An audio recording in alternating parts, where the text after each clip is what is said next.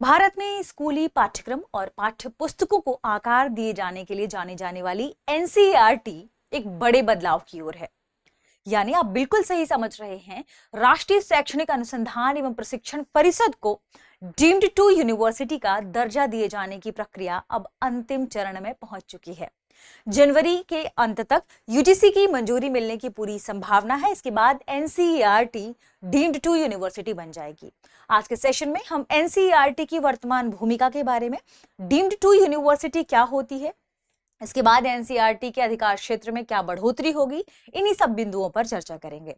आगे बढ़ने से पहले आपके लिए एक महत्वपूर्ण सूचना है कि अगर आप घर बैठे यूपीएससी की प्रिपरेशन करना चाहते हैं तो दृष्टि आईएएस लेकर आया है एक बहुत ही शानदार कोर्स जिसका नाम है studio GS foundation online course. इसमें आपको लाइव क्लासेस होंगी स्टूडियो के माध्यम से, जिसमें जनरल स्टडीज के सारे विषय कवर कराए जाएंगे। 2 साल की करंट अफेयर की क्लासेस मिलेगी, दृष्टि की मैगजीन मिलेगी, कुछ आपको प्रिंटेड बुकलेट्स भी मिलेंगी। ये सब मिलेगा मात्र 24,999 रुपए में।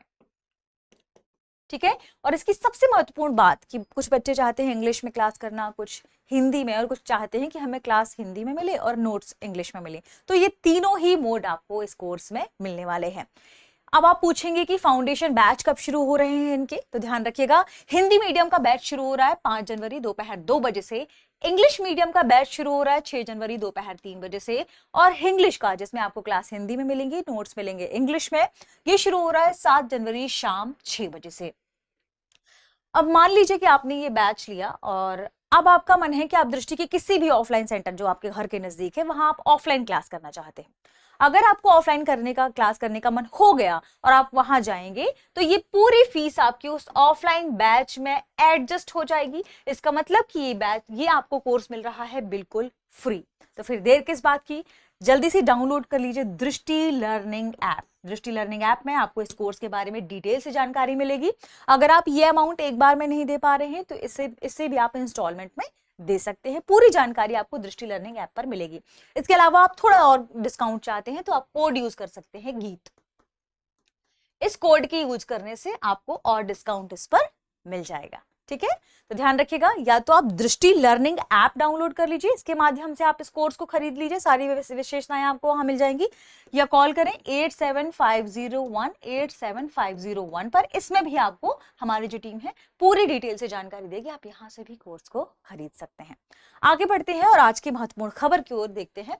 ध्यान रखिए, अभी हमने चर्चा किया राष्ट्रीय शैक्षणिक अनुसंधान एवं प्रशिक्षण परिषद के बारे में, एनसीईआरटी के बारे में। इससे क्या मिलने वाला है, डीम्ड, देखिए अभी तो डीम्ड टू बी यूनिवर्सिटी का दर्जा इससे क्या होगा, मिल सकता है। डीम्ड टू बी यूनिवर्सिटी की बात जब की जाती है, इसका मतलब कि इसके पास थोड़े अधिकार हो जाएंगे, आप कह सकते हैं ज्यादा से भी अधिकार हो जाएंगे यूनिवर्सिटी के। ठीक है, अभी जो हमारी यूनिवर्सिटी ग्रांट्स कमीशन है, यूजीसी है, इसके पास अंतिम अधिकार है। अब ये देखते हैं कि जनवरी के लास्ट तक क्या, हालांकि पूरी संभावना है कि ऐसा हो जाए। शिक्षा मंत्रालय इस पर महत्वपूर्ण रूप से कार्य कर रहा है। अब इसका उद्देश्य क्या है, इसका उद्देश्य है एनसीईआरटी को अंतरराष्ट्रीय शैक्षणिक नेटवर्क में सीधे तौर पर शामिल करना।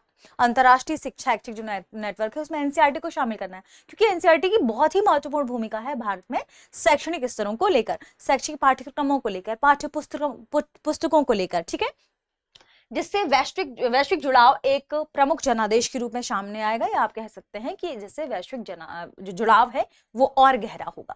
बात करें एनसीईआरटी की वर्तमान भूमिका क्या है, तो देखिए एनसीईआरटी का फुल फॉर्म क्या है, national council of educational research and training. ठीक है, national council of educational research and training, ये शिक्षा मंत्रालय की अधीनस्थ एक स्वायत्त संस्था है, यानी ऑटोनोमस है, ये आपको ध्यान रखना है।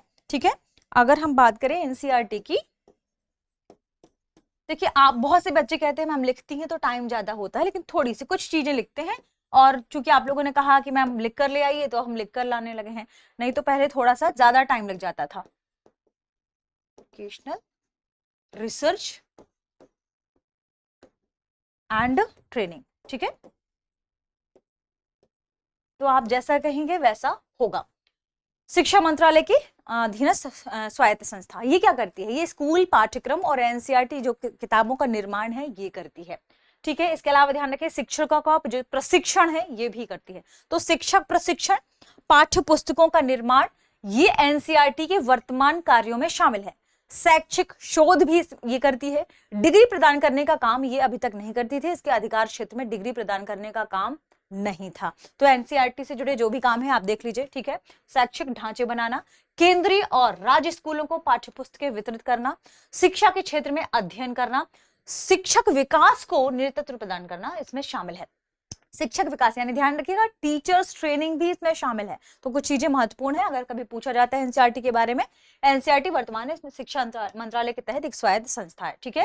विश्वविद्यालयों के विपरीत एनसीईआरटी ना तो शैक्षिक डिग्रियां देती है और ना ही स्नातकोत्तर पाठ्यक्रम चलाता है। तो ध्यान रखें, शैक्षिक डिग्रियां नहीं देती।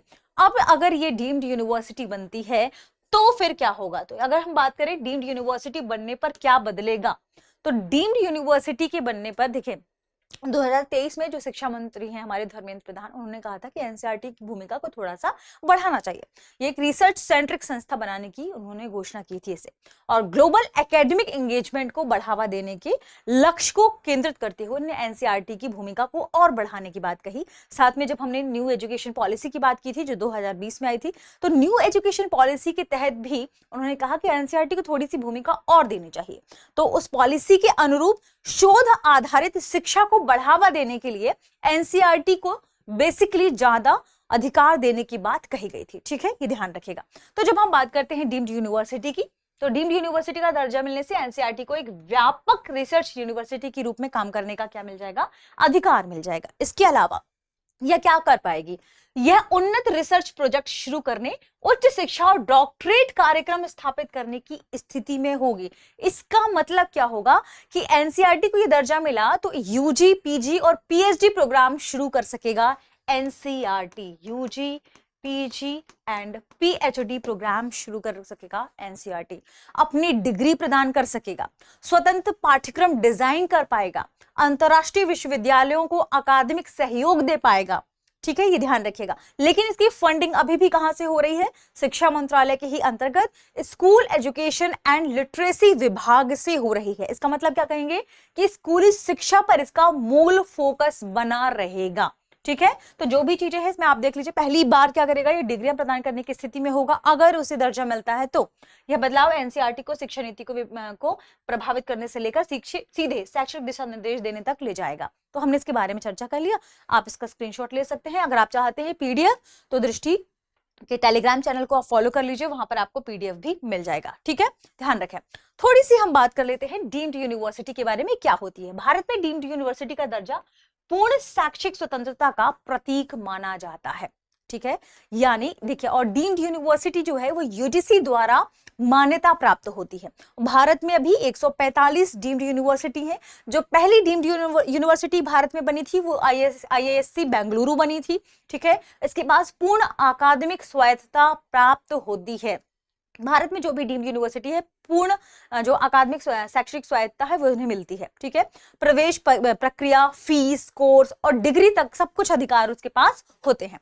तो अगर ये डीम्ड यूनिवर्सिटी बनती है तो एनसीईआरटी को अपने स्वयं के शैक्षणिक कार्यक्रम बनाने, प्रवेश पर निर्णय लेने, शुल्क संरचना निर्धारित करने और अपने स्तर पर ही हर स्तर पर योग्यता प्रदान करने की क्षमता मिलेगी। देश में 145 डीम्ड यूनिवर्सिटी है।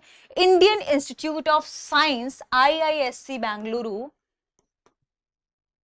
ठीक है, माफ कीजिएगा, आईआईएससी ही, चूंकि इंडियन इंस्टीट्यूट ऑफ साइंस लिखा है, पहला संस्थान था जिसे यह दर्जा मिला था। ये हो गई डीम्ड यूनिवर्सिटी वाली बात।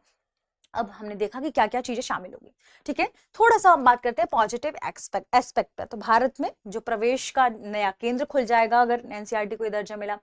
फिर टीचिंग से संबंधित जो एजुकेशन है वो बेहतर हो सकेगी, इसका एक नया स्तर बन पाएगा।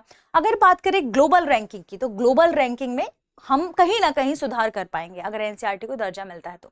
नेगेटिव में थोड़ा सा ये हो सकता है कि अब एनसीईआरटी को टेक्स्ट बुक में और जो रिसर्च है इन दोनों में संतुलन बनाना पड़ेगा, तो थोड़ा सा उसके ऊपर ज्यादा आप कह सकते हैं काम बढ़ जाएगा। इसके अलावा थोड़ा जरूरत ये है, चूंकि अभी भी स्कूल पर फोकस रहना होगा, तो देखते हैं कि यूनिवर्सिटी के लेवल पर एनसीईआरटी कैसे काम कर पाता है, ये भी थोड़ा सा एक मुद्दा है जो ध्यान रखें। पॉजिटिव में ध्यान रखें, न्यू एजुकेशन पॉलिसी 2020 के रिसर्च जो हम बात करते हैं कि हमें किस चीज पर फोकस करना है, तो हमें रिसर्च पर फोकस करना है। तो रिसर्च इंटेंसिव जो हमारे इंस्टीट्यूशंस हैं उनको हम बढ़ावा दे पाएंगे, ये सबसे मुख्य मुद्दा निकलकर सामने आता है 2020 के एजुकेशन पॉलिसी के अनुसार। ठीक है, आगे बढ़ते हैं और देखते हैं हमारा प्रश्न है एनसीईआरटी को डीम्ड यूनिवर्सिटी बनाने का प्रस्ताव मुख्यतः किस उद्देश्य से जुड़ा है? ऑप्शन ए स्कूलों के निजीकरण को बढ़ावा देना, ऑप्शन बी शिक्षक भर्ती प्रक्रिया को केंद्रीकृत करना, ऑप्शन सी एनसीईआरटी को शोध केंद्रित संस्था बनाना, ऑप्शन डी राज्य बोर्डों को समाप्त करना। इस प्रश्न का सही जवाब कमेंट सेक्शन में देना ना भूलें। मिलते हैं अगले वीडियो में, शुक्रिया। अब एग्जाम की तैयारी को और बेहतर करने के लिए हमारे चैनल को लाइक, शेयर और सब्सक्राइब करना ना भूलें।